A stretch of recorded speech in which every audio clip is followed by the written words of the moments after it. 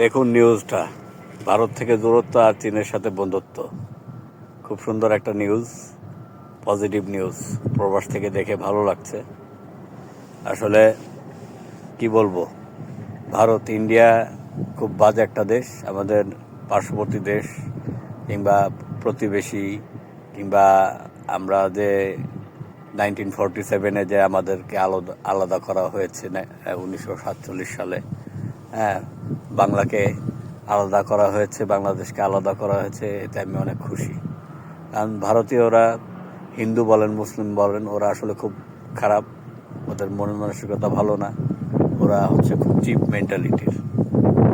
হ্যাঁ, ওদের সাথে আমাদের ডিস্টেন্স বজায় রাখা ভালো। আর চীনের সাথে আমাদের বন্ধুত্বপূর্ণ সম্পর্ক থাকলে খুব খারাপ হয় না। চীনের প্রোডাক্ট সারা বিশ্বে চলে।